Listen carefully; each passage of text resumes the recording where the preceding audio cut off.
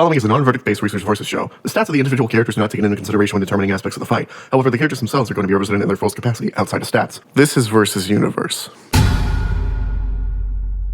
Power. What all men desire, whether it's to protect or destroy. These two desert-wandering lords know that desire more than most. Ganondorf, the Gerudo King and Triforce of Power wielder from The Legend of Zelda, and Raoh, the King of Fisted Hokuto Shinken user from Fist of the North Star. Let's begin. The world of The Legend of Zelda was once nothing but an empty void, until the three golden goddesses, Din, Nehru, and Furore, created the planet and by extension the kingdom of Hyrule. Din created the Earth, Nehru created the laws of the universe, and Furore created the life force inhabiting this planet. Upon their departure into the heavens, they imbued their power into a holy artifact that would come to be known as the Triforce. In this kingdom of Hyrule, there were many locations, such as the lake named after the goddess Hylia, or the aptly named Death Mountain. But the main locale of our focus is the Gerudo Desert, nearly entirely inhabited by women. This is the Gerudo tribe, and once every 100 years there is a single male born into it. This man is quite literally fated to inherit the Triforce, as it is his destiny bestowed upon him from his previous life. This is Ganondorf. Okay, so by previous life, I mean that Ganondorf is not his original name. His origin actually lies within ancient Hyrule, as he was an evil stored away by Hylia, the goddess I mentioned earlier. But when he was released, he fought against a knight clad in green named Link. Demise lost the fight. However, he placed a curse upon himself, Link, and the Princess of Hyrule, Zelda. He cursed himself to be reincarnated in every timeline, and for them to do battle again one day. But for now, he was sealed into the Master Sword, an evil too great for his time to deal with. But his curse was imbued into the Gerudo people, making the one male born every 100 years, Ganondorf. This unique birth made Ganondorf the Gerudo King for some reason, so in his youth he studied what the Gerudo people had to offer. He quickly took to the dark arts, as taught to him by his surrogate mothers Kome and Katake. With these arts, he can supercharge his physical attacks with a purple aura, as well as much more. For instance, he can create barriers as small as a single person, or as big as a castle. He can also fly, and while not a magical ability, he plays a mean pipe organ. But all of this power gets amplified when he obtains his birthright, the Triforce of Power. The Triforce of Power is the top piece of the Triforce, and it's the piece that Din put her power into. This piece allows him to do so much more with his power, such as create clones of himself entitled Phantom Ganon. He also has the ability to infect an area with an army of monsters, such as the Great Deku Tree or Jabu Jabu's Belly. But he's not just a warlock. No, Ganondorf has access and the ability to use a multitude of weapons, but most notable are his swords. He has twin swords that he wields with such grace that an incarnation of the hero could not keep up with him.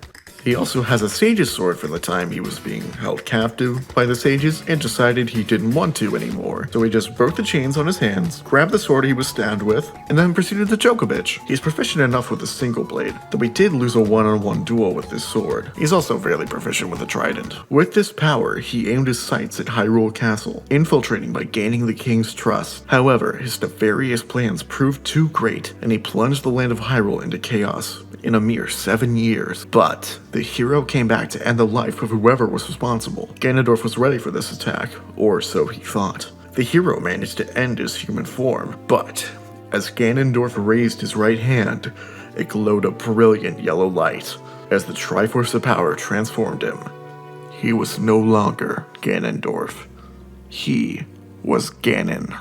Ganon is the form Ganondorf takes when he's done with your shit. Not only do his magical and physical powers multiply tenfold due to him letting the Triforce of Power run through him, he also grows to 10 times his original size, and he resembles a boar because symbolism. Ganon may appear to be the feral version of Ganondorf, but this is not true. Ganon is just another form the malice that is Ganondorf can take, and he keeps his intelligence as evidenced by him scheming in this form. Ganon boasts about being immortal, but this is nothing more than a bluff, likely referring to his reincarnation. He's been killed before, and despite having a weakness to holy weaponry like the Master Sword or light arrows, he has been damaged by far less. If you can overpower Ganon, you can end him. Simple as that. And that's exactly what Link did. He defeated the Desert Warlock and stealed away his evil in the Master Sword for the years to come. Or did he? And this, bitches, bros, non-binary hoes, is where we take a gander at something known as the Zelda timeline. Something to retroactively make every game make sense, and it only complicates things further. Long story short, during Ganondorf and Link's fight, there are three basic options. Link defeats Ganondorf and lives out his life as an adult, he goes back in time and warns Zelda about Ganondorf before his takeover of Hyrule, and Ganondorf defeats Link. These three timelines branch off into their own stories, but one thing remains: the curse that ties the hero and the Demon King. In all of these timelines, even the ones he was defeated in, he comes back through the power at his fingertips. And despite his defeats after the timeline splits, he has one more trick up his sleeve. By allowing his malice and hatred to grow, he can transform once again into the Calamity he was destined to become. Calamity Ganon is the most powerful iteration of the Desert Warlock. His malice quite literally manifests all throughout the land, taking siege in monsters and even the moon. When a blood moon rises, all the previously slain monsters tainted by his malice come back alive unscathed. This form, however, comes at a great risk. By allowing his mind to be addled with nothing but rage, he disregards the curse put on himself as Demise. That means that if Calamity Ganon is slain, he will not be reincarnated. But even then, with so many minions, impressive magic, and the Triforce of Power, there's not much that can stand in the way of Ganondorf Dragmire.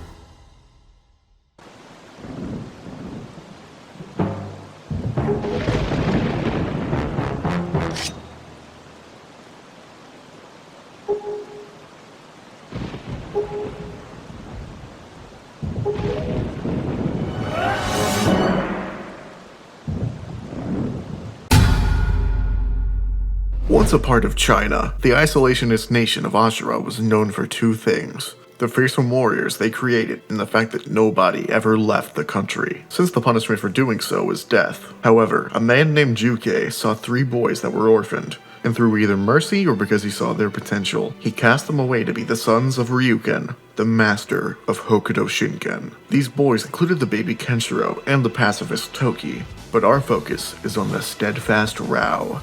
Not to be outdone, the first thing Ryuken did with Raoh and Toki, who were the only two blood-related brothers, was toss them both down a canyon. He promised the one that came back up would receive his training, but Raoh decided to forego that and carry Toki up the canyon with him. Him and Toki also made a pact. Should Raoh ever seem like he lost his righteous ways, Toki would apprehend him. This resolve spoke to Ryuken, and so he allowed both to be his students. And so, their training to learn Hokuto Shinken begin. Hokuto Shinken is basically martial arts with magic. By striking an opponent's pressure points, or hidden channeling points, a user can do many things, such as erasing your memory, cause that's not terrifying. But the main thing you can do with Hokuto Shinken is blow people up. It is, after all, an assassination technique first and foremost. You can destroy muscle, bone, the brain, basically anything you want with it. That being said, it is an extremely precise art, and even the slightest miscalculation can either not do anything, or in the worst case, backfire on the user. Luckily, Ryuken was the master of this art, and as such, he was the best source of information on Hokuto Shinken. He also was the only source of this, as Hokuto Shinken is a closely guarded secret with only one master chosen for a generation. It was coming time for Ryuken to choose his successor, and despite Raoh being the most formidable student in his roster, he gave it to Kenshiro. This was because he saw the ruthless fighting style Raoh uses, and saw the danger of leaving Hokuto Shinken in his hands. So, he chose Kenshiro. Not only was Raoh infuriated at this, he, due to the traditions of Hokuto Shinken, was being forced to give up this power. However, Raoh saw a solution to that problem, and so he instigated a fight with Ryuken. After a long-fought battle, Raoh reigned supreme in the end, and he and his other siblings kept their powers. Now assuming the title of Keno, or the King of Fists, Raoh roamed the desolate wasteland in search for more power, despite having one of the most guarded secrets of martial arts in his possession. He even decided to start a prison just for martial artists so that he could learn their techniques, and he kept Toki there. Even Raoh himself was aware of the monster he was becoming, and he didn't want Toki to align himself with Kenshiro. However, Ken liberated the prison's stronghold, and after freeing Toki, faced down Raoh. Enraged at the murder of their father, Ken challenged Raoh to a one-on-one fight, and Raoh obliged. The two fought and fought and fought, until they were nothing but bloody messes. Eventually, Toki had to intervene to stop them from killing each other, making this fight a draw. After a while, it came time for one more duel between brothers. This time, Toki would be the one fighting Raoh, trying his best to live up to the childhood promise instilled all those years ago. But the might of Kano reigned supreme in the end. However, in a rare showcase of mercy, Raoh decided to spare his brother. Perhaps the boy who sought to roam the land with altruism wasn't lost after all. While Toki would later die of an ill fate, Raoh's sparing had a profound impact on the rest of his life. But for now, with his wounds from the fight with Kenshiro fully healed, Raoh once again sought a newer, better power than he had before. Hokuto Shinken is much more than just pressure points, surprisingly. It is an art driven by both love and sorrow. Only through embracing these emotions will one be able to master every aspect of Hokuto Shinken. One advanced technique is the Aura Blast, where you take your manifested life energy and blast it at your opponent. Another is healing, which can be performed by lightly touching specific vital points in the body. But the most powerful technique and most difficult to unlock is Muso Tensei. Only through true sorrow will one be able to unleash this power.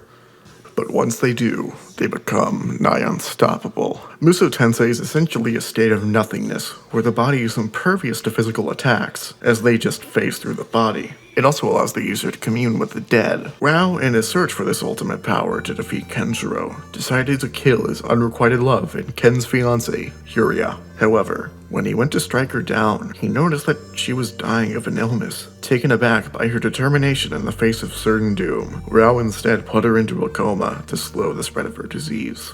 This proved to be enough to gain Muso Tensei, and he was now ready for his and Ken's final showdown. Faking Yuria's murder to provoke the Fist of the North Star, Raoh and Kenshiro met once again. Both of them fought for their ideals, their philosophies of life clashing just as spectacularly as their fists. But in the end, Ryuken's successor defeated Ryuken's murder. But before he succumbed to death, Raoh had but one simple thing to say, that of this life, he had no regrets. And so, the violent evil star was no more. But his malice, hatred, and sorrow are still remembered and respected to this day. And the legacy he left behind stays with Kenshiro through Raoh's son Ryu, even all these years past their final battle. Whether due to intimidation or to commemoration, everyone in the wasteland knows the name Kano. So even if Raoh's life perished, his soul lives on forever.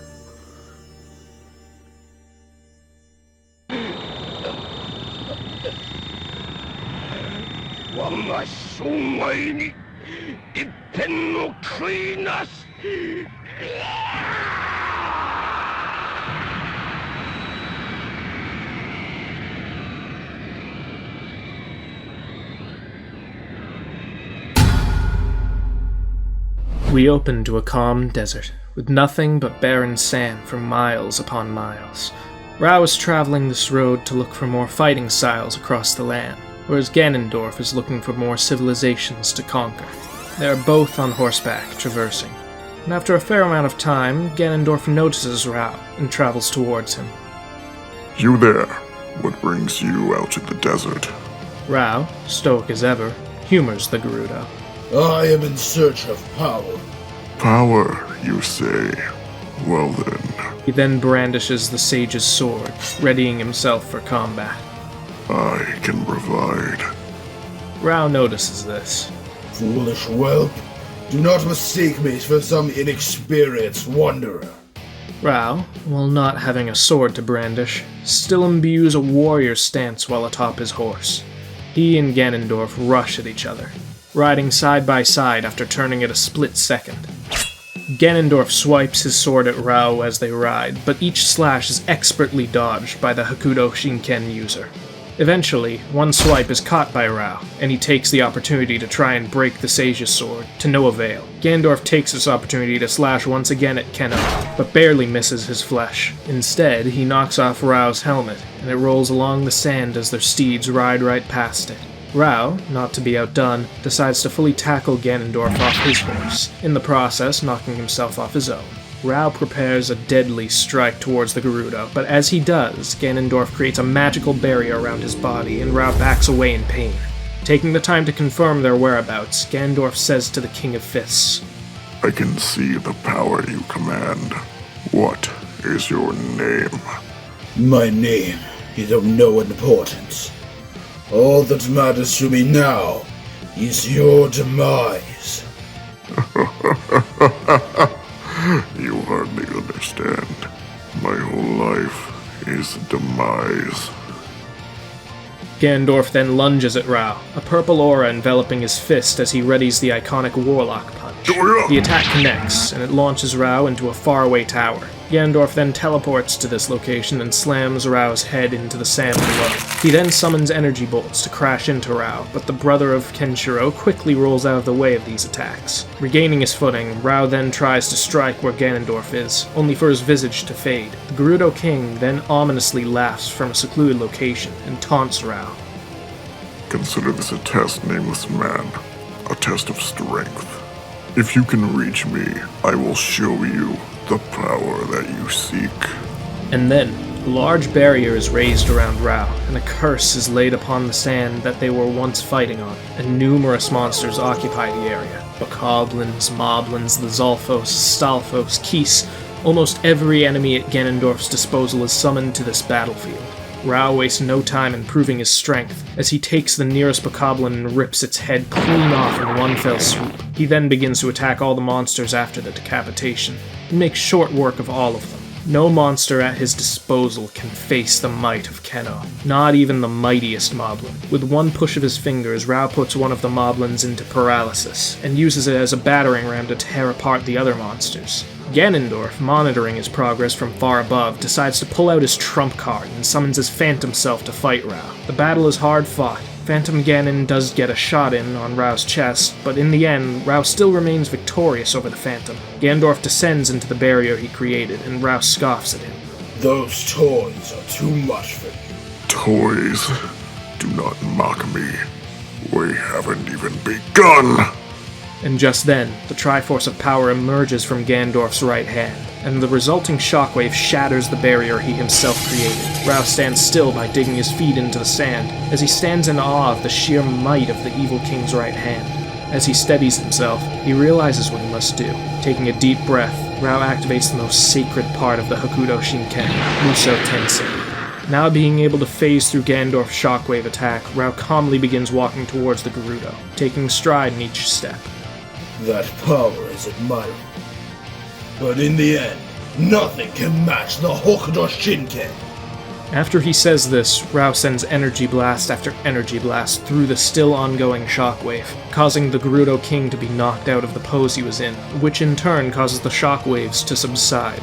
Raoh then begins to run up to Ganondorf, and while he is in a stupor from the spectacular energy blasts, places an outstretched palm on Ganondorf's chest. Ganondorf is taken aback by this action, as he was expecting a killing blow of some kind. However, Raoh then speaks to enlighten Ganondorf.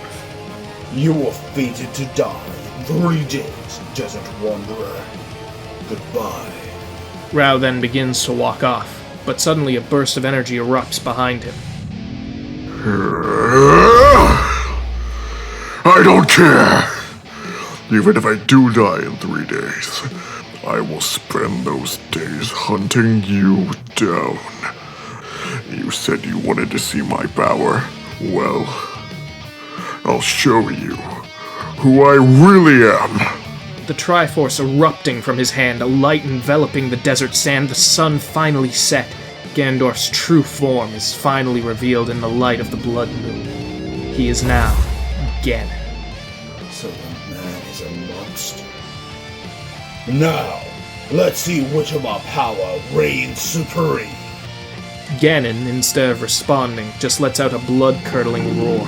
This is enough to signify to both of them that the fight, no matter who lands the killing blow first, will end soon. As they rush towards each other, Raoh's Musou Tensei and Ganon's true form clash several times over. Despite Ganon's size, their strikes are numerous each second, and it takes a while for one of them to slip up. However, Raoh realizes that he can use Musou Tensei to his advantage. At the precise moment when Ganon would clash his sword with Raoh's fist, Raoh instead lets the attack phase through him, and uses the opportunity while Ganon is calculating what just happened to run up the arm he used to slash at the King of Fists. Raoh runs up Ganon's body until he reaches the head and outstretches his palm yet again to strike at one of Ganon's vital points. He allows his opponent some solace in defeat. Any final words, monster? Of this life, I have no regrets. As he says those final words, Raoh jumps off Ganon's head, and as he walks away, the Demon King is no more. A devastating blow to his cranium. Blood and brain are scattered everywhere. An admirable fight, but the power of Hokuto Shinken has no match. As Raoh walks away, his shattered helmet rolls up to his personage. He then dons the helmet once again, and begins searching for his horse. The King of Fists rides into the night, still searching for a power greater than himself.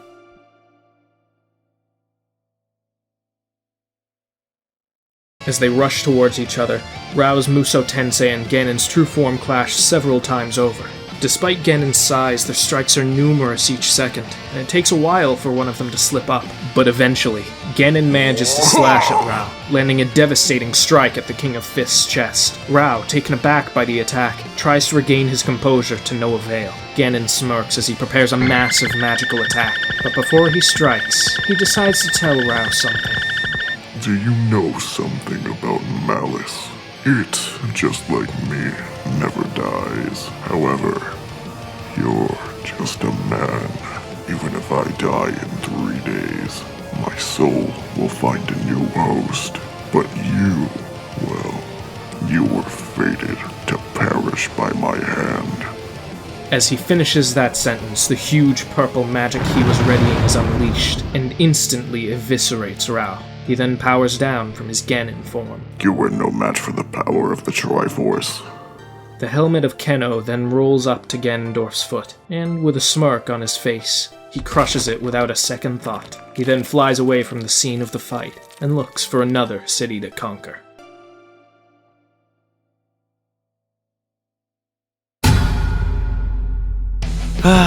Truly a battle for the ages.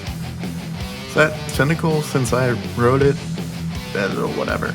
Let's answer some questions. First and foremost, let's talk about Calamity Ganon. I'm sure some of you were expecting him to unleash this form in the fight. But despite this, I thought it would be too out of character to include. Not only does this form get rid of Demise's curse, but he only activated it in his final desperation against the hero who'd slain him for generations upon generations. That's not exactly comparable to a martial artist he just happened across in his quest for conquering. But speaking of that martial artist, let's talk about his abilities, and specifically Hokuto Shinken. Since it specifically targets the vital or pressure points, something Ganondorf has no defense against. I believe that with one touch, Raoh could end the fight, but that doesn't mean Ganondorf would make it easy on the King of Fists. On the contrary, the sheer amount of abilities that the Gerudo King has was more than enough to overwhelm Raoh, even if he has experience taking on huge crowds. That combined with his magic meant that basically whoever struck first would win. That's why in the fight you'll notice that not many blows are struck to each combatant. They both command incredible power, and I wanted to respect that. Finally, I want to talk a little bit about their super forms, Musou Tensei and Ganon. Musou Tensei is a bit of a mixed bag, as it technically makes the user impervious to straight up physical attacks. Thankfully, since Ganon is an experienced magic user, he had a way around this. In Fist of the North Star, basically the only way to beat someone using Musou Tensei is to either know Musou Tensei yourself, or to create a big fuck you blast. And Ganon, while essentially just Ganondorf Unleashed, did provide Raoh a bit of a challenge with his massive size. But since Ganon is just Ganondorf's true form, Raoh could still target his vital points like a normal human.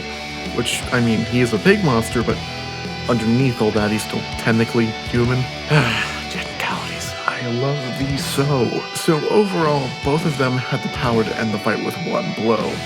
But Raoh's tenacity and Ganondorf's arsenal made that nearly impossible without a full-on fight ensuing. So let us know, who do you think would win? Do that, and before we leave you, here's a trailer for the next episode. Bye!